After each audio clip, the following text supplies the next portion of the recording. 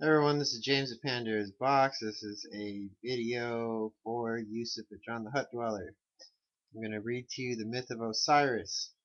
It's found in Plutarch. It says, Plutarch is our principal authority for the legend of Osiris. A complete version of the tale is not to be found in Egyptian texts, though these texts do confirm the accounts given by the Greek writers. They all agree. The following is a brief account of the myth as is related in Plutarch's De Icide et Osiride.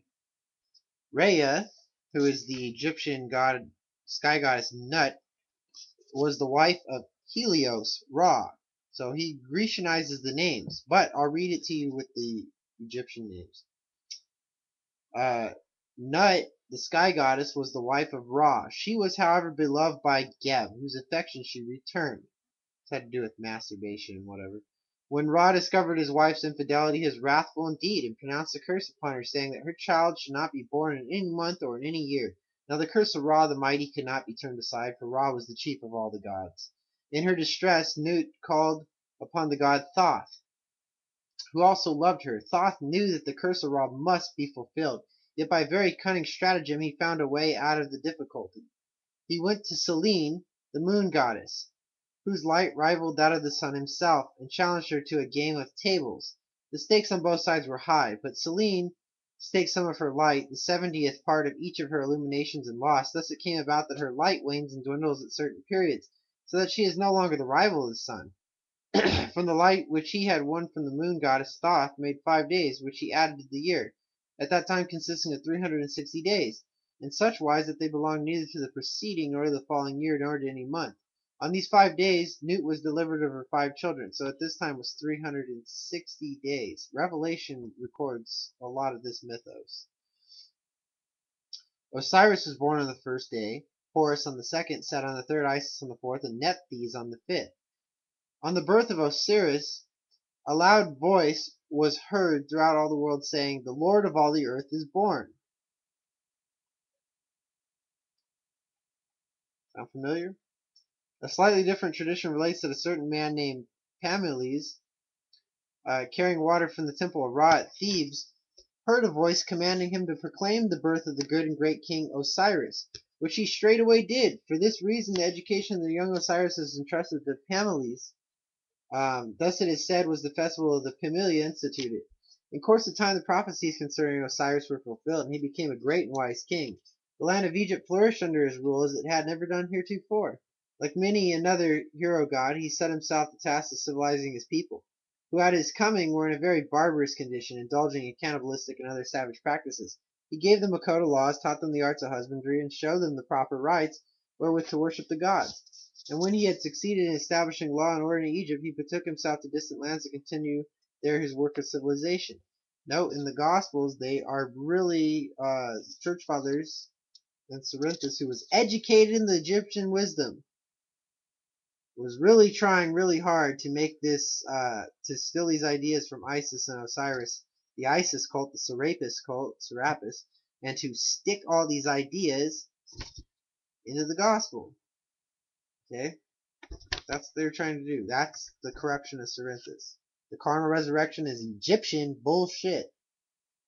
So gentle and good was he, and oh yeah, and Osiris, God the Father proves he's not Osiris when he is commanding, whether he is the one intervening or not when Abraham's there, but he is the one that commanded it. He commanded him to kill his son, or Mestema did it, one or the other, Satan, and Satan was Osiris.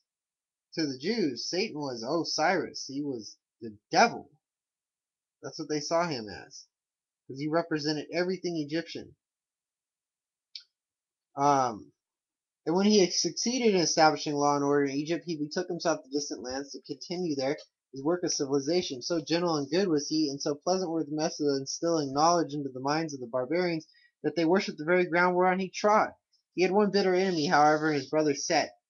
During the absence of Osiris, his wife Isis ruled the country so well that the schemes of the wicked Set to take a share in its government were not allowed to mature. But on the king's return, Set fixed on a plan whereby to rid himself altogether of the king, his brother. For the accomplishment of his ends, he leagued himself with Aso, the queen of Ethiopia, the 72 other conspirators.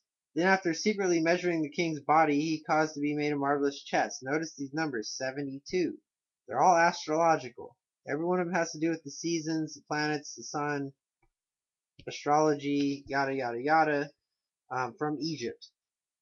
Then, after secretly measuring the king's bodies, he caused to be made a marvelous chest, richly fashioned and adorned, which will contain exactly the body of Osiris. This done, he invited his fellow plotters and his brother the king to a great feast. Now Osiris had frequently been warned by the queen to beware of Set, but having no evil in himself, the king feared it not another, so he betook himself to the banquet. When the feast was over, Set had the beautiful chest brought into the banqueting hall, and said, as though in jest, that it should belong to him who it would fit. One after another the guests lay down in the chest, but it fitted none of them till the turn of Osiris came. Quite unsuspicious of treachery, the king laid himself down in the great receptacle. He thought he was the chosen one. In a moment the conspirators had nailed down the lid, pouring boiling lead over it lest there should be any aperture. Then they set the coffin adrift on the Nile at its Tanaitic mouth. These things befell, say some, in the 28th year of Osiris's life, others say in the 28th year of his reign. When the news reached the ears of Isis, she was sore stricken, and cut off a lock of her hair, and put on mourning apparel. Knowing well that the dead cannot rest till their bodies have been buried with funeral rites, she set out to find the corpse of her husband. For a long time her search went unrewarded, though she asked every man and woman she met whether they had seen the richly decorated chest. At length it occurred to her to inquire of some children who played by the Nile, and as it chanced, they were able to tell her that the chest had been brought to the Tanaitic mouth of the Nile by Set and his accomplices. From that time children were regarded by the Egyptians as having some special faculty of divination.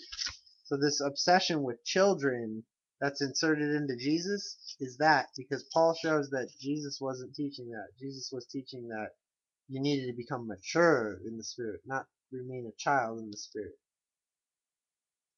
He did probably praise the innocence of children, but that's probably about it.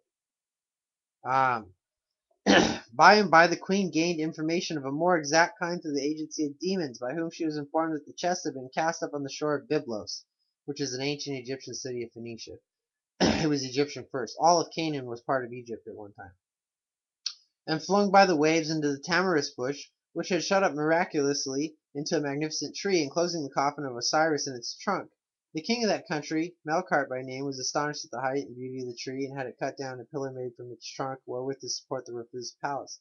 It does well to note here the reason a lot of people don't know about the Egyptian dominance of Canaan, even before Canaan was, individual and a vassal of Egypt, is because it's not in the Bible. And the reason it's not in the Bible is because the Bible jumps from a bunch of really ancient myths from 6000 BC and goes into a story starting at about 2600 BC. So it skips a really long period of time. And that's why they have to make the years longer on all the supposed descendants, you know. But Malkarthus, or Melkart by name, was the king of that country.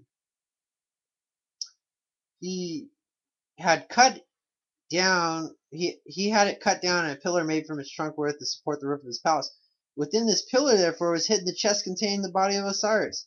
Isis hastened with all speed to Byblos, where she seated herself by the side of a fountain.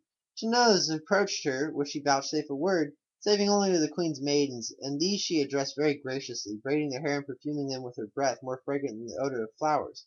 When the maidens returned to the palace, the queen inquired how it came that their hair and clothes were so delightfully perfumed. Whereupon they related their encounter with the beautiful stranger, Queen Astarte, or Athenaeus, Astarte, or Asherah, bade that she be conducted to the palace, welcomed her graciously, and pointed her nurse to one of the young princes. So I'm going to leave it at this for right now. This is the idea that kings and queens were deified, and the story of Osiris and Isis was passed down to these kings and queens because of their contact with them. So anyway, Isis takes care of this boy and passes him through the fire, which is rituals of Moloch and Shamash, which are the same god, which really is Osiris, but to the Carthaginians and the Phoenicians, some of the Phoenicians. There's Tyrians and Sidonians, etc., etc. So she has to do that, and blah blah blah, and Horus gets revenge on Set, and there's some kind of civil war, and yada yada, blah blah blah, da da da da da. There's some more information on the Isis Osiris myth. Peace be unto you. Have a